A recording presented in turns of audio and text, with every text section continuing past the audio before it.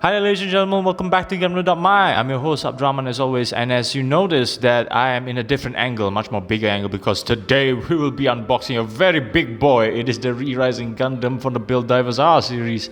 Now this box contains a ton of runners, because within this box contains 4 models. I repeat you, 4 models, and 4 of those models are Aegis Knight, Eurevan Gundam, Volcalander, and finally the Wamp Pod. Now all of them are in golden color and not just standard type color. So that's a lot of runners and a lot of plastics that you have to deal with. So as you notice, the box is particularly big. That's why today's angle, we want to try something different and new, but at the same time the angle, as you can see, is quite a large one because the box is also huge. And within this kit itself has manuals for each and every one of those kits, including the combination manual to combine everything into the re-rising mode. Basically, this entire kit and also the standard ones can actually transform into one singular giant re-rising Gundam. So I'm just gonna pack everything back inside the box. As you can notice, there's a lot of runners within this kit itself. And when I said the standard version before, you can actually use it in the normal version of the kits that you see within this box. So let's head straight for the Aegis Knight first, shall we?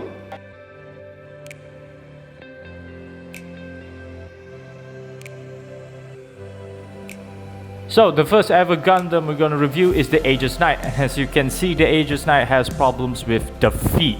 Now, the feet is actually the hands for the Rising Gundam, so it can't stand properly. As you can see, it took me a while for it to be adjusted in that sweet spot where it can just stand alone. As you can see, the feet is really loose. I think because of the glossing and the type of plastic that they use, most of the Aegis Knight is particularly loose, except for the shoulders. The shoulders are not that loose compared to the original Aegis Knight. And the kit comes with its own lance, shield, and multiple effects. Now, if you notice the effects in yellow, but don't worry, within the kit itself, it's green actually.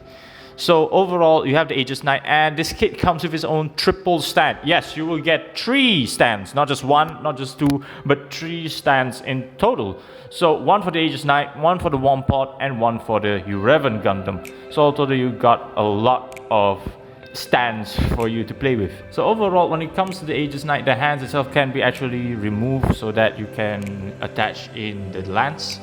But overall, the Aegis Knight is a not bad model for the kit.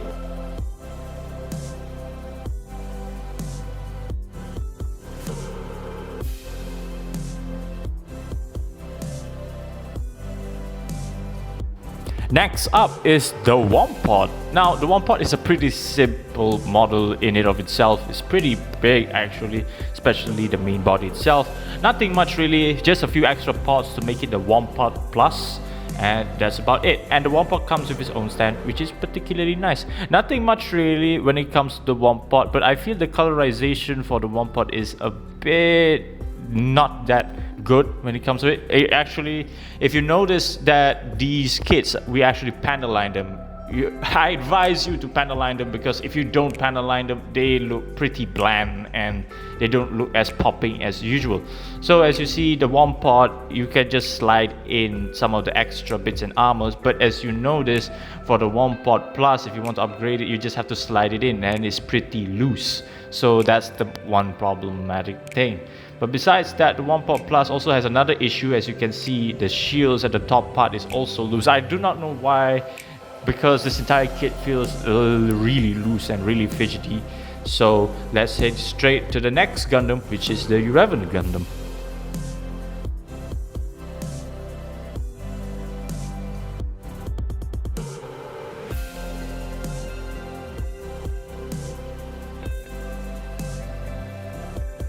Next Gundam, it is the second last, will be the Eurevan Gundam. Now the Eurevan Gundam comes with multiple choices for it, because the Eurevan Gundam actually has its Eurevan armor, As you can see, there's multiple options and multiple pieces for you to transform into the Eurevan Gundam. And actually the saber itself can be equipped to the backpack of the Eurevan Gundam. So as you can see, you can just equip the saber, and if you do not wish to use the saber, you can just put it back into the backpack itself. Now, the problem with the Eurevan Gundam, I feel, is that the joint between the body and the leg is extremely loose, and I mean it is really loose. It comes off too easily. That's a problem with the Eurevan Gundam, but besides that, it's pretty decent and it's pretty nice. Now, overall, the Eurevan Gundam can actually transform into its core form. Later in the video, I'll show you. So this is the assembly if you want to actually attach everything to the Eurevan Gundam. And actually, I'll demonstrate you how loose the main body and to the leg itself it can be. Now, most of the items when it comes to the Eurevan Gundam, for example, like the backpack itself, like the tail here, I'll actually demonstrate you how loose it can get. Now, if you notice that I pointed to that specific piece, yeah, that thing can actually fall off pretty easily. Now, this kit also comes with its own stand and its own gun. And the gun is pretty nice. You can actually attach it to the arm itself, so it doesn't fall off that easily.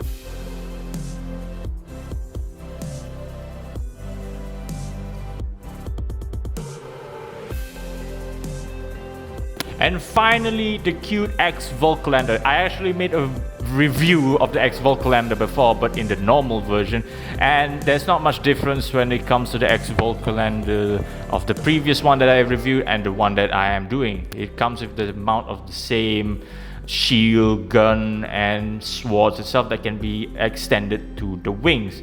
Now, the same issue shares with the original X-Volcalander, and with it being a bit too fidgety, but I feel like this current X-Volcalander is a bit more sturdier than the previous version, but it still has that issues with the wings where the ball socket just doesn't hold up the wing properly.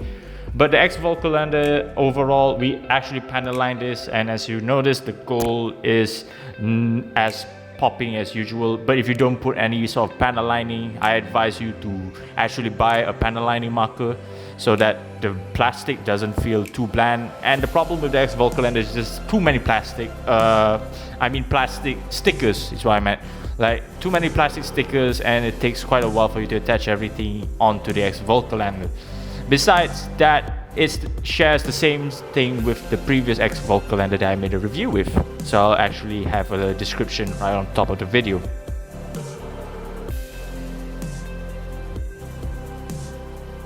Now, before we start transforming the Re-Rising Gundam, we need all 4 of the Gundams. Now, my apologies that I do not show you the transformation fully, because it took me hours to transform this thing into the ginormous behemoth that you see onto the box art, which is the Re-Rising Gundam.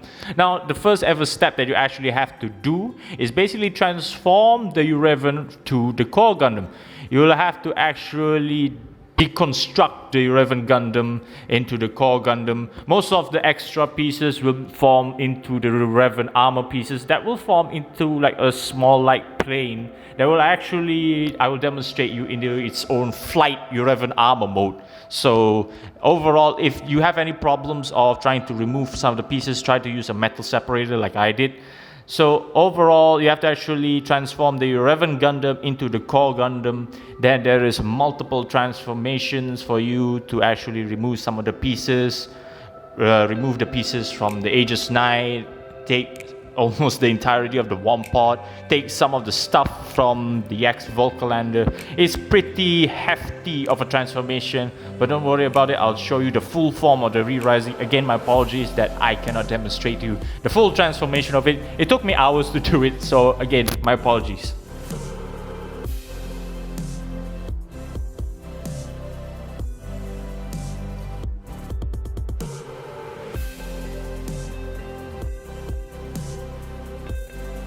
Finally, after hours of transforming into the Re-Rising that you see in front of you, it took me almost an hour plus, not because of the complexity of the transformation, it's because of the loose bits. I am quite sure if I shake the Re-Rising a few times, it might actually fall off into multiple pieces. Now, as you notice, the Aegis Knight will be left behind and it can transform into its Aegis Knight flight form. And finally, also the X-Volcalander will be your normal X-Volcalander. And as I mentioned before, the Eurevan Gundam's armor set will actually turn into the Eurevan flight mode.